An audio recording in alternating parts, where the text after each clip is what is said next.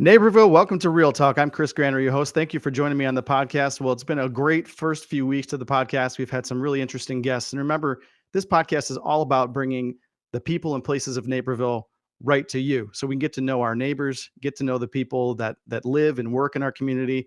And I'm really excited. We've got a great guest today. If you tuned in last week, you heard we had Jason Halm, the farm manager at McDonald Farm. Great conversation with Jason. Be sure to check that out and look into all the things that McDonald Farm is doing this summer for you and for your kids.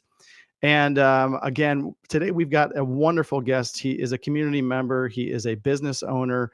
He's teaching you. He's teaching your kids. He's a competitor. He's an educator, and he's an entrepreneur. So I think you guys are going to love our guest today, and that's all up next on Naperville Real Talk. This is the city we call our own. These are the stories of the people we call our neighbors. This is the heartbeat of our hometown.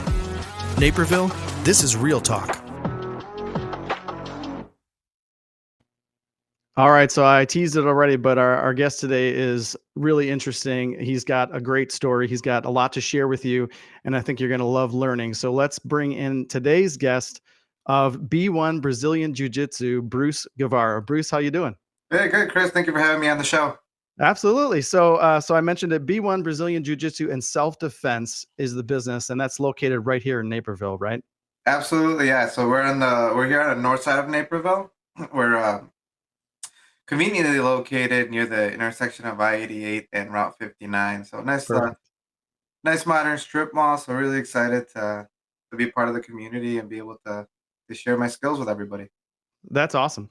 So you teach classes for all ages there, is that right? Yeah. So our youngest students are 3 years old, and Wow. I just had some conversations with some of our adult students. I got a few students now getting close to 60, but man, they're still in there a couple of days a week consistently. So That's awesome. Yeah. So everybody can learn something and learn about absolutely. self-defense, right? Which is important. Yeah. Oh yeah. That's the one thing. The more involved I get in the martial arts community and the self-defense community, and I speak with police officers, for any type of first responder.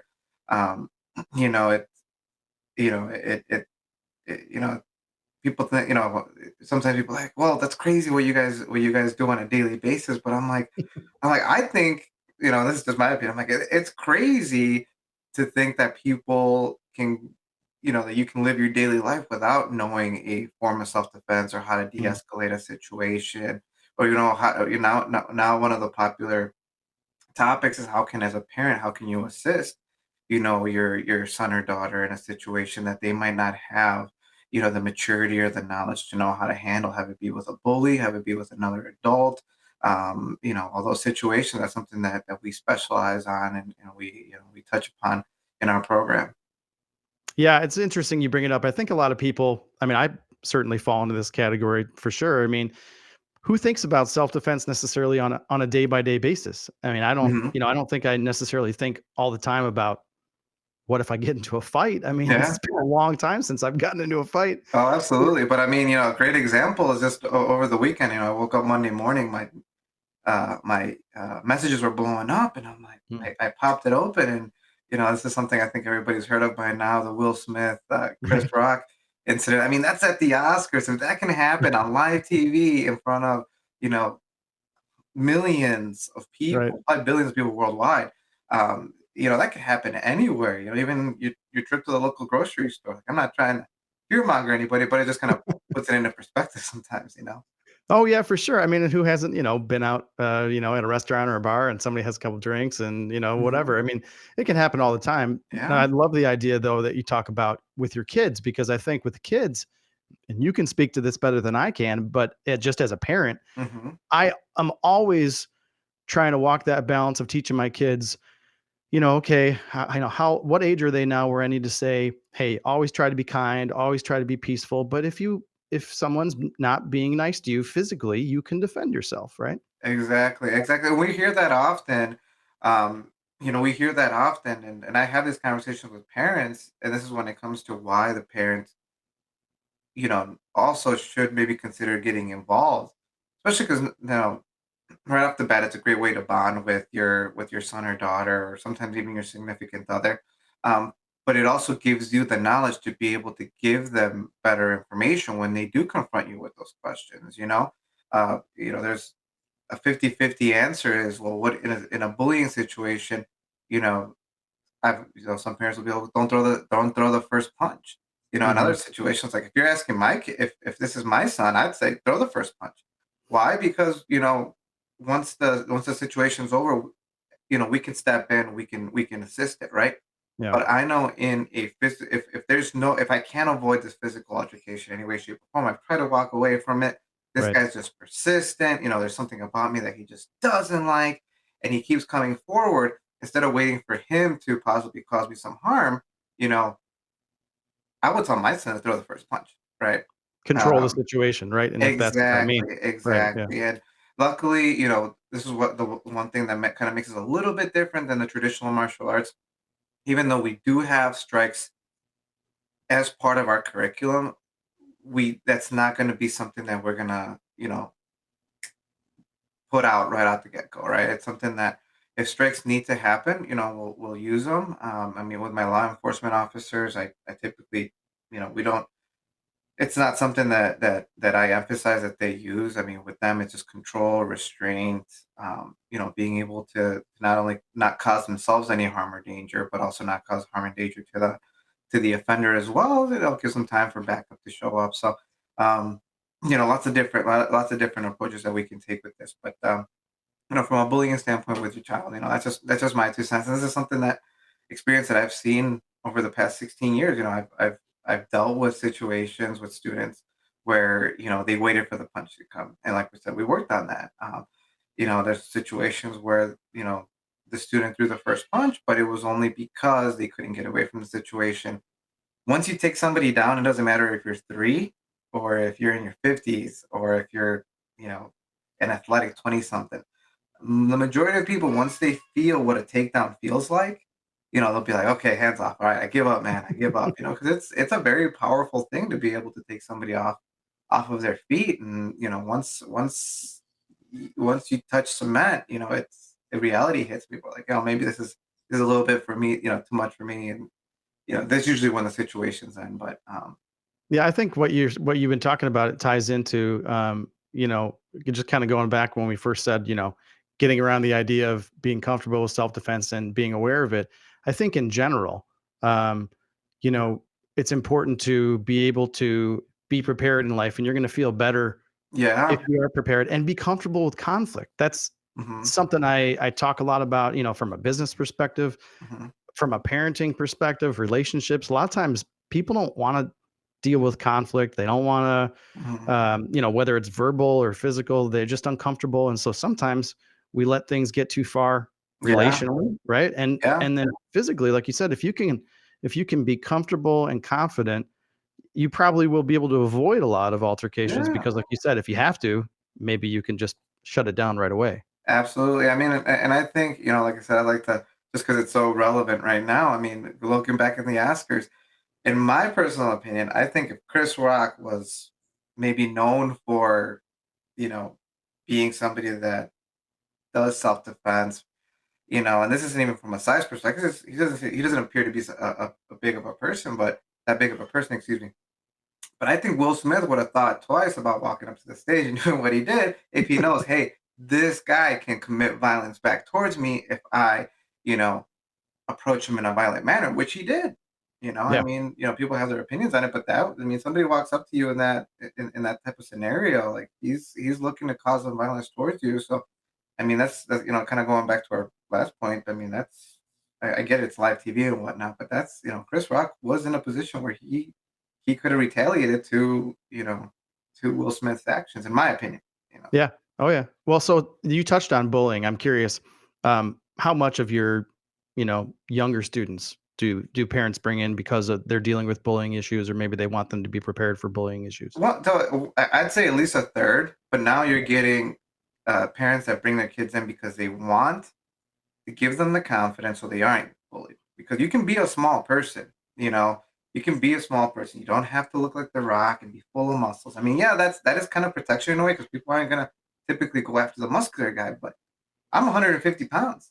I'm not, I'm a father now. I don't have the time that I used to have to spend in the weight room like I used to. So yeah, am I in shape from you know my career? Absolutely, but I'm not. Like if you look, if me and you were in the same room, like you wouldn't think, hey man, this guy can probably, it's got some good takedowns or some good knowledge when it comes to what to do if somebody were to grab me by the neck or try to pull on my hoodie or or whatnot.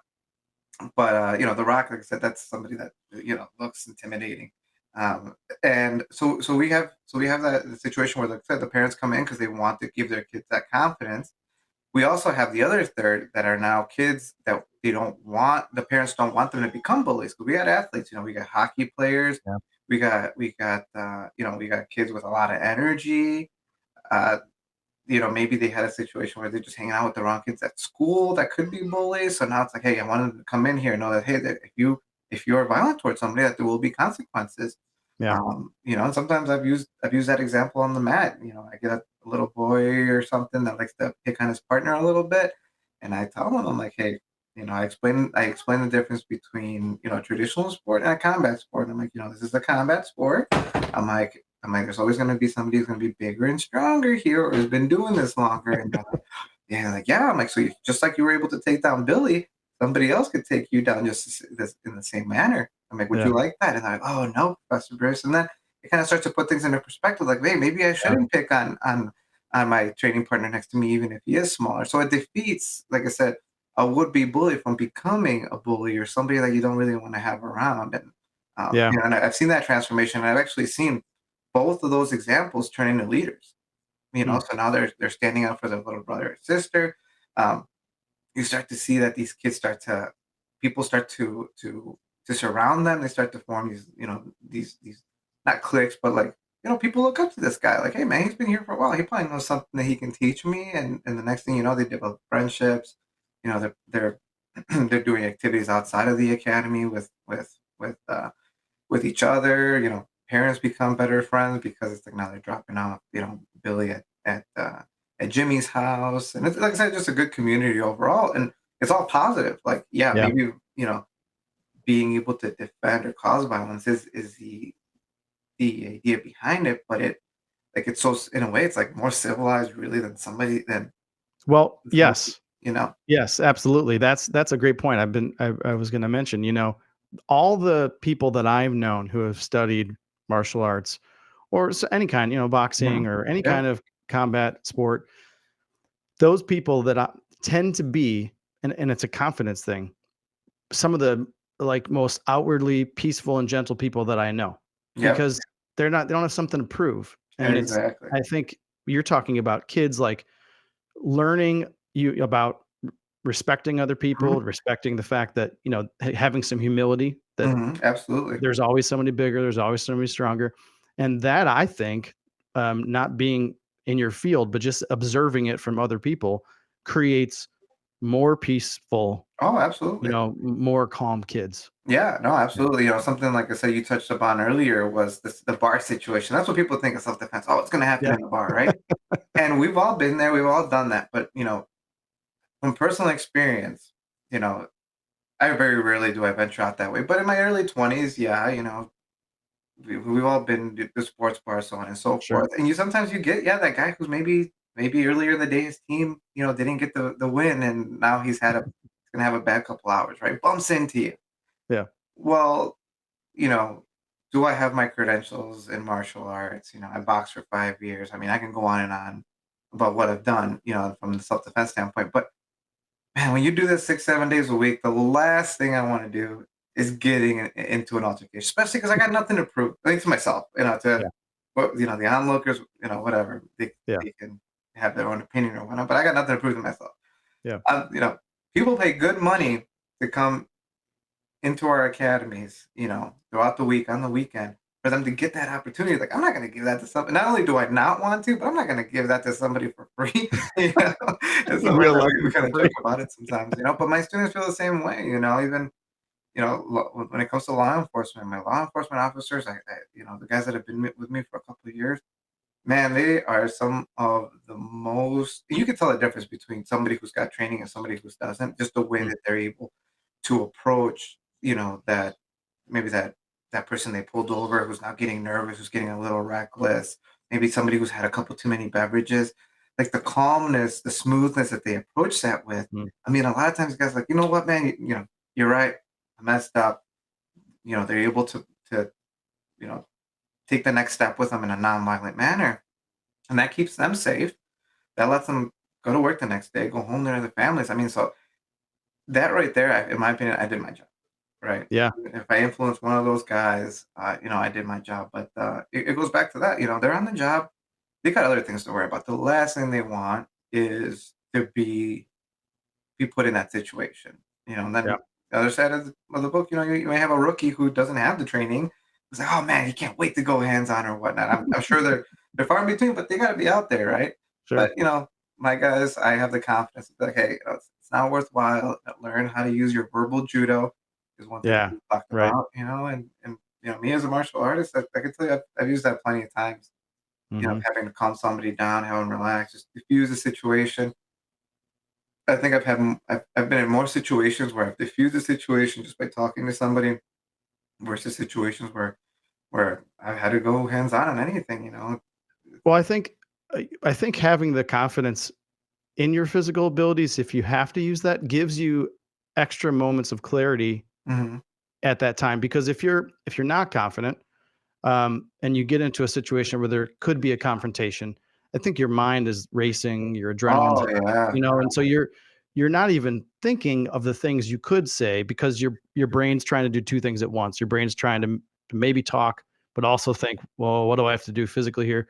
But if it's already kind of muscle memory and you know what Mhm. could happen physically, then it gives you that time to like you said, defray the situation. Oh, absolutely. And one thing too that I've noticed, it slows things down. A lot of times when people tell me, they're like, "Oh, man, when" you know, going back to, like I said, just to keep it relevant, my law enforcement officers are like, "Oh, man, this guy was aggressive, and I had to use this wrestling takedown to be able to hold the position while hold the position while a backup showed up." They're like, you know, everything speeds up. It feels like everything's going at 100 miles an hour. Yeah. But when you have that confidence and you've just been in that situation on the mat, when it does happen in real life, yeah, will it make you a little bit nervous? Is it a tiny bit stressful? Absolutely. We're all human, right? But it's going to be a lot better versus that being the first time that Yeah. you're approached with that. It's like if you're even in high school baseball, if you go up to the plate with no prior experience on how to swing a bat at a ball, you're probably going to strike out. Yeah. The chances are that you're going to strike out. So if the first time that you deal, let's say even if you're at the cash register at the grocery store, and you just have somebody who's having a bad day, and they're cussing out the cashier, they're saying you know saying words to the people in front of them, hurry up, count your money faster, you name it, right? And this escalates where you're gonna be like, holy cow, what's happening, Right. Yeah. versus maybe you got 6 months, a year of experience. Hey man, it's only a few more minutes. Us causing a ruckus, getting loud isn't gonna speed things up. Maybe somebody can help you at the other register. And that's Yeah. sometimes asking a question or hitting somebody with common sense. I'm like, man, you're right, I am messing up. But Yeah. Absolutely. just a few So examples of, oh yeah, no, it's incredibly relevant, and I love the examples of that because you're right. I mean, just being able to think more clearly, I think, be at a little bit of peace with yourself mhm. gives you a different perspective on the world. So I'm curious to see how you came to all this, because not you're obviously you're experienced. You run a business, you teach. How did you originally get into martial arts and specifically jujitsu? Yeah, so I wanted, I've been uh when I was back in '93, so my dad and I used to watch a lot of pro wrestling.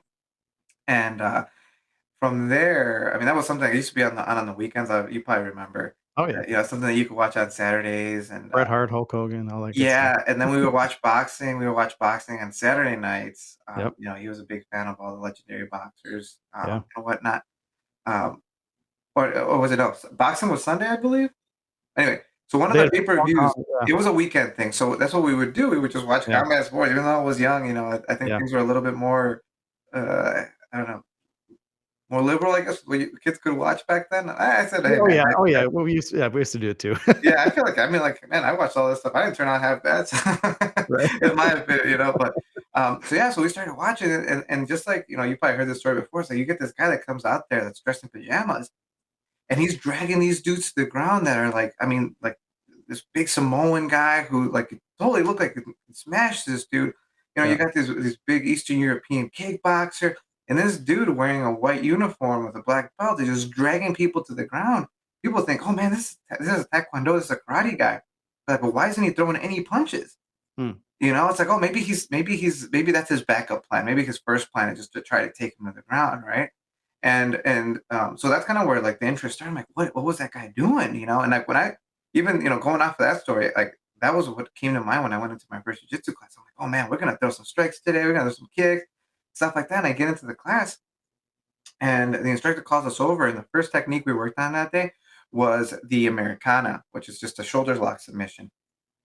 And and I'm like, what? I'm like, okay. I'm like, well, you know, and then the instructor explains like, oh, we actually don't do a lot of striking. We do more control, more submission. I'm like, all right. It's like we're gonna wrestle today. And I'm like, all right, perfect.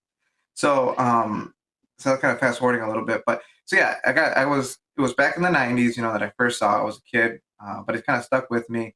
I From there, you know, the Power Rangers were very popular, so I was always trying to get my parents to sign me up for karate. I want Yep. to do karate. I want to do taekwondo. I didn't really know what taekwondo was, but I wanted to wear the white uniform, you know, because Right. I saw, you know, in the cartoons, like they wore them, you know. And at the time, my parents just couldn't afford it. So like, I remember we went to the park, or we went to the park. I think it was the Park District, and you know, we turned back. We just it wasn't in the budget even at that time, but it stuck with me. And when I was 14, one of my buddies was like, "Hey, we should go check out Keith Hackney." He's like, "Yeah, man, he used to fight in the UFC." I'm like, "Really?" He's like, "Yeah, yeah, he's here in Addison." You know, he showed me the flyer and everything, but I was 14, so I couldn't drive. Hmm. And you know, I know it's just kind of one of those, but it stuck with me. And I'm like, man, like, why is this jujitsu stuff? Like, I really want to try it, you know. And then the Ultimate Fighter came back. Yeah. The UFC started to come, but they were making the comeback after like their potential bankruptcy and whatnot. Yeah. And then another one of my friends like, hey man, we're training jujitsu here in Naperville. Like, what do you mean? Like, there's not jujitsu in Naperville. And I think at the time there was like one program, but again, it was Hmm. completely out of my budget.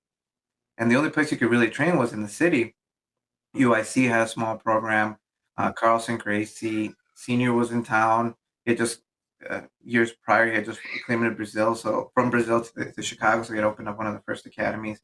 Okay. But like a lot of my current training current friends that are been longtime black belts, they started out of there and, you know, have expanded, have their own academies now, so on and so forth. Um, so I'm like, all right. I'm like, well, you know, I'm like, I'll come. And he's like, really? You will? I'm like, yeah, why not?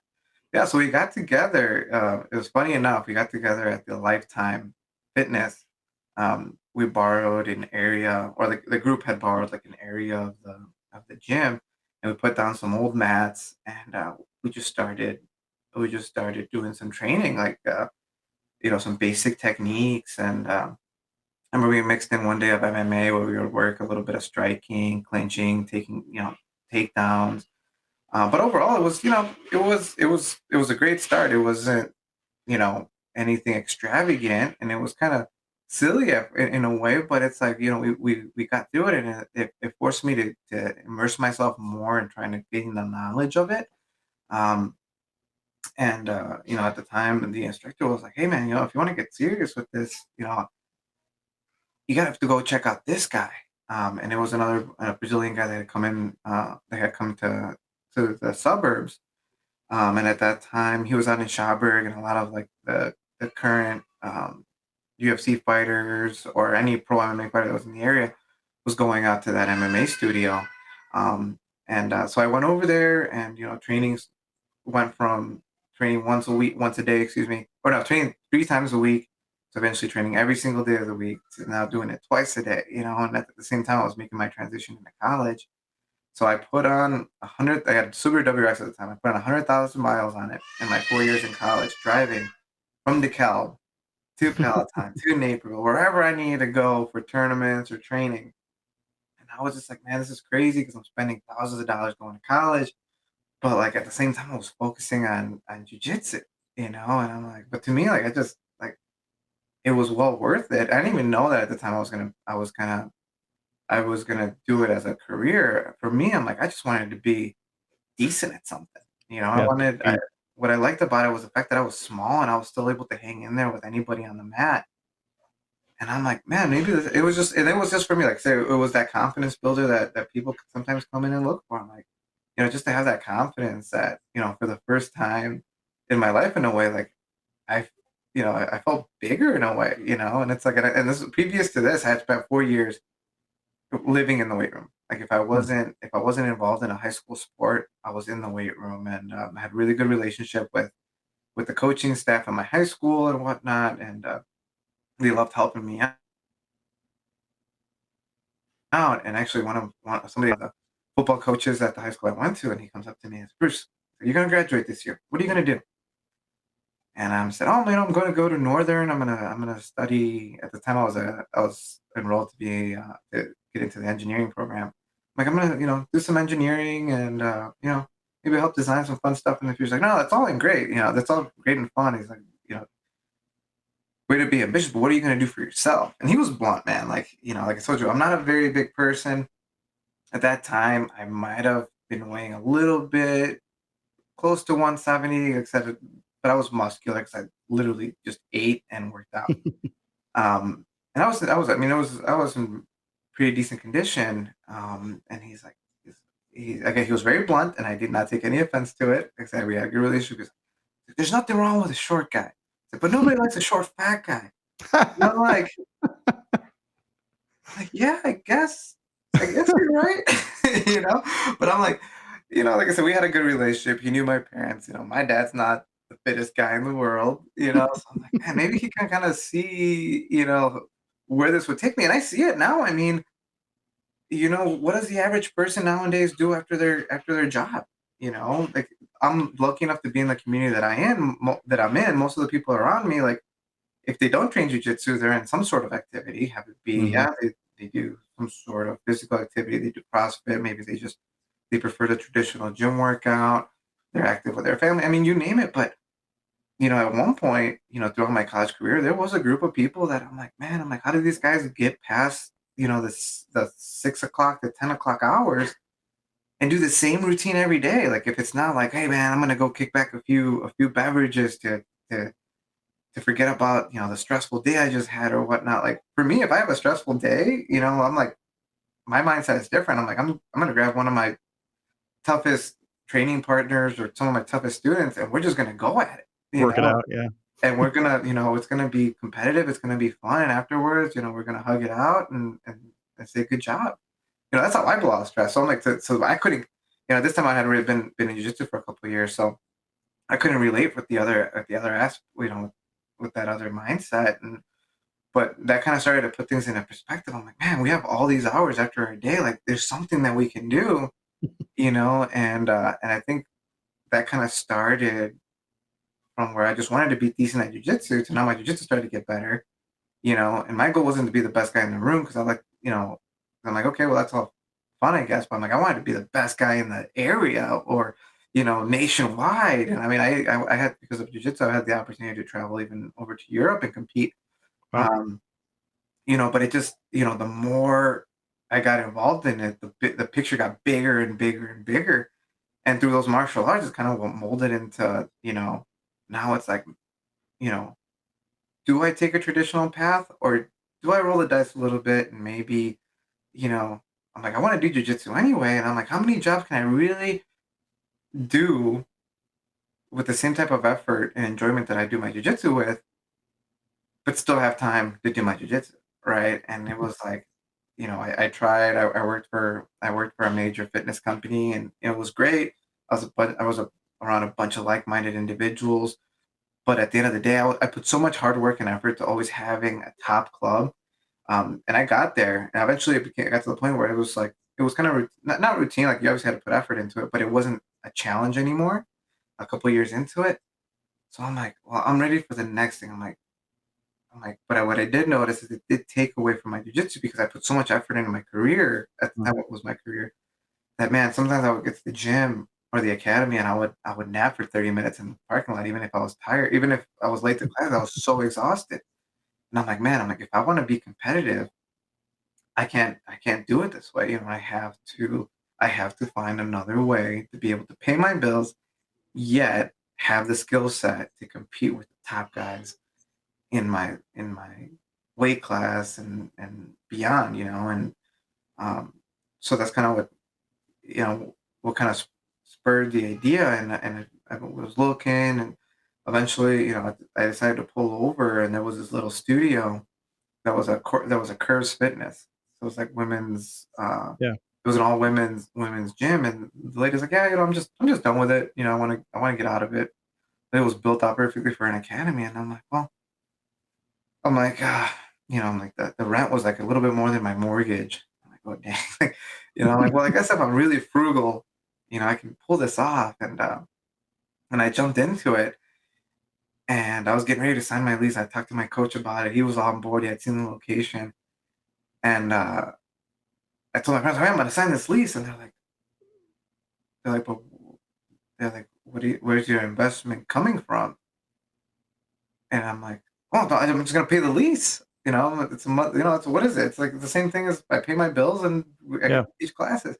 Like, no, it doesn't work like that. My parents are also business owners, and they're like, there's going to be more overhead. There's going to be Mhm. unforeseen, you know, have unforeseen issues where you're going to need to come up Yeah. with Other expenses. Yeah. other expenses. They're like, how are you going to do that? And I'm like, wow, I was so excited with the idea that I was actually gonna follow through with the scary idea that I never even thought about how to deal with my expenses. So, long story short, my parents, they helped me out with a small budget, with a small loan, which I was able to eventually pay back. But that's kind of what got the ball rolling, and it was just like at the time, I just like said it. It was because I wanted to get my skills better and I wanted to compete. So it wasn't even, it was kind of like It looks looking back. organic. Yeah. The Yeah, way it came together.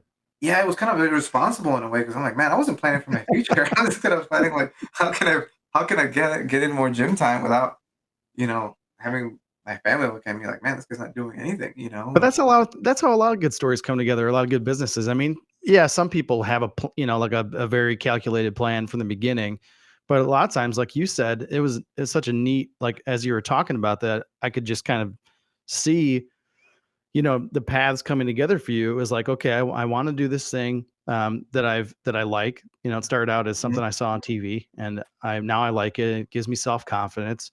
It helps me, feel like I'm doing something for my physical fitness, for my mental fitness, and you just get more and more into it. And then you have the other path of, okay, I'm in a kind of a similar career, in Yeah. fitness, and then it just came together. So maybe it wasn't, Yeah. uh, you know, perfectly planned out from the beginning, but it came together. And so, how long ago was that when you started the academy? It's gonna be 8 years, April 1st. Wow. So yeah, we're Okay, coming. that's great. It's So funny enough. you have several instructors, right? Besides Yeah. yourself. Yeah, I have a couple assistant instructors, and they're guys that started almost about the same time as I opened up my academy. So we've been lucky enough. Our membership retention has been great. Throughout COVID and going forward, people were very supportive.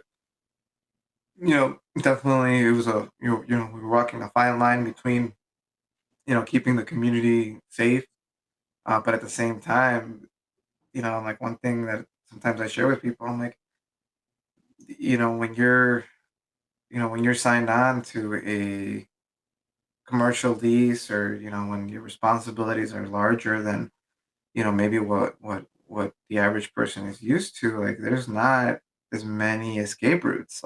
Yeah. Like I'm on the hook for that. Like as Yeah. and but people were very supportive throughout the time. As soon as we were able to open up with safe measures, people bared with me. It wasn't the most comfortable situation. I mean, for us as grapplers, so for the viewers that maybe are still kind of gauging what we do, wrestling, you know, Yeah. I mean, it's what when we had to deal with from 2020 to now. I mean, that was worst case scenario. Yeah. I Up mean, it's close like and personal with up people. close and personal, and people are telling you, hey, you can't be within 6 feet of people. I'm like, Yeah. Yeah. oh man. Yeah. You know, at the same time, yeah, you have a lot of people who are on one side or the other. You know, it That's hard. causes a lot of extra stress and anxiety, but Yeah. you So know, talk about just for the people who are not familiar, you've touched on it, you know, mhm. we've kind of hinted at things throughout, but just give me like the real basic 101. If I'm going to come in, and maybe it's not the first class, I mean, then there might be some preparations, but what are the real basics of Brazilian Jiu-Jitsu that maybe makes it different from even judo, or maybe the martial arts that people are more familiar with, like taekwondo or karate? Okay, so yeah, so one thing, I mean, you know, we can break it up into different categories, but kind of like, you know, for what, you know, for somebody who's coming fresh off the street, you know, for example, this week, like I said, we kind of had a little bit of fun with it, but we used the Chris Rock situation, you know, so that is a good example of what jujitsu is, because you as somebody who's trying to defend themselves, put yourself in a position where you now know how to close a distance on somebody, keep them nice and close, nice and tight to you, so you're Mm, able to get them down to the ground where now things are even, right, on the ground. That's what makes mm, it nice, because you can be smaller, bigger, fit, unfit. Like if you have that knowledge of how to control a human body who's trying to also fight back, you know, it really gives you an advantage of being able to keep yourself safe. Right? And jujitsu goes anywhere from learning how to defend against punches, so not to get hit in vital areas where you could be knocked out. Um, you know, to how to properly use leverage to be able to control somebody to the mat, to then how to properly able to apply pressure to certain parts of the limbs, the neck, to be able to, you know, with the neck, you want we call it, you know, choking somebody out, and that is, you know, stops the blood flow of the brain. Sounds scary, but essentially what you're trying to do is you force somebody to take a nap. You know, I mean, you know, so they it, stop attacking you. yeah, yeah, exactly. And you know, I myself in training, you know, you do this long enough, you train hard, especially for you know, guys that like to compete. You know, you're gonna get stuck in. There's some positions where you're like, okay, I think I can get out of this, and then you know your partners are shaking you a little bit later, and they're like, hey man, where are you? You know, and it starts coming back to you, like, who are you? You know, but then you know, it's part of the fun. They laugh at you a little bit, and Right. now you know your limits. You know, it's Yeah. you're And so not. for the parents who are terrified, right? I mean, I'm assuming you're not teaching like rear naked chokes to 5-year-olds, or maybe you are, but teaching them how to do it Oh, but safely. in a very safe manner. And the thing is, like a 5-year-old, and that's the thing too. Like when it comes to my youth classes, I mean my adult classes too, but my youth classes, one thing that makes us, you know, that makes our class or our student or our program special is I have 3 or 4 instructors on the mat with me at all times, and not including myself. So you know, just the same way that these submissions can be done in a tournament, and then there's age groups. You know, 6 and below, they don't do Yeah. submissions. 6 and Mm, above is when you start to apply okay. certain techniques. But you know, I'm very informed when it comes to the rules. You know, so with a child, their arms extended, you know, one of the coaches will call time.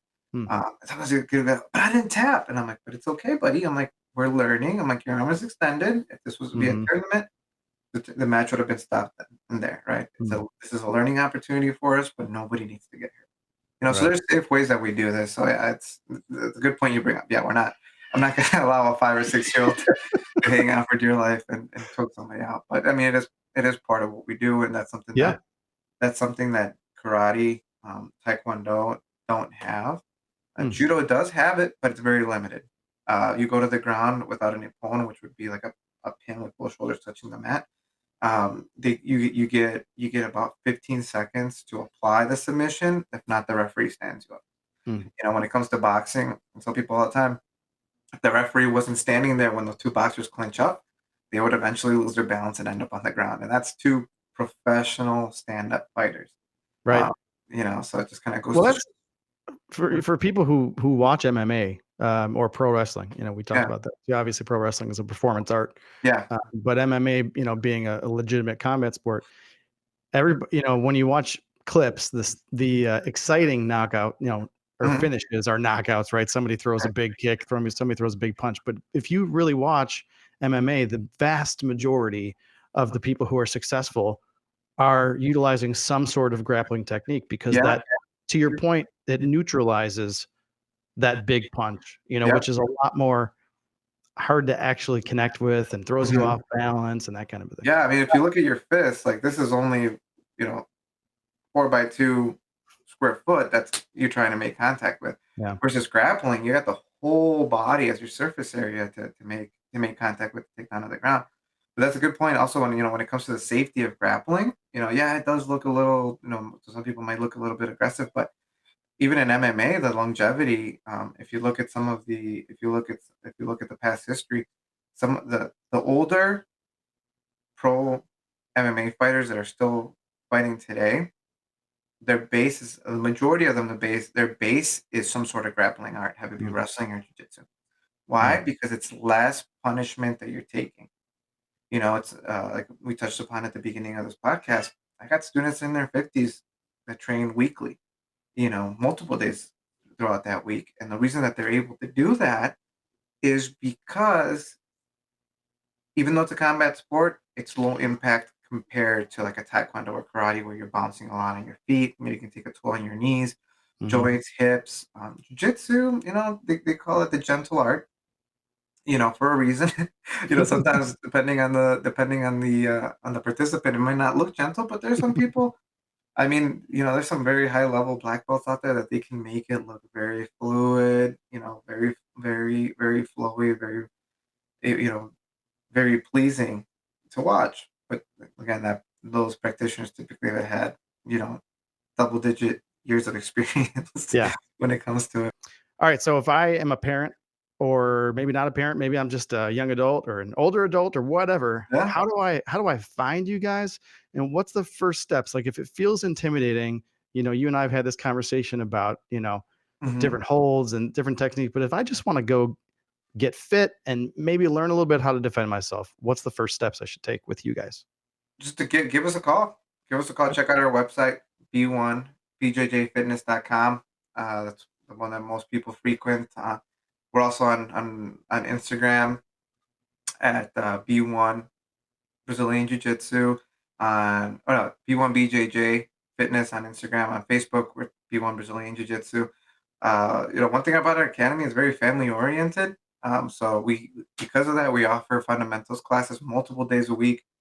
Uh, actually 5 days a week. So during Monday through Friday, we have multiple fundamentals classes. On Saturday and Sunday, we have fundamentals classes as well.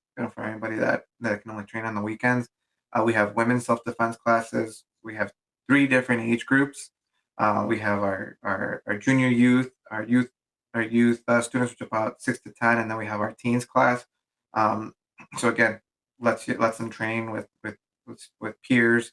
Lets them be in a intimidating environment. Because I do get it. The hardest part is coming in through that door. But if it's something that really interests you, anything that we've shared with you today seems that's something that might spark your interest, or even if you just want to get into shape but you don't like the weights anymore. That's what we do. We do a lot of especially getting ready for the summer. We got plenty of people that come in. They just want a different type of workout, and that's what we offer. Above all, just a great community.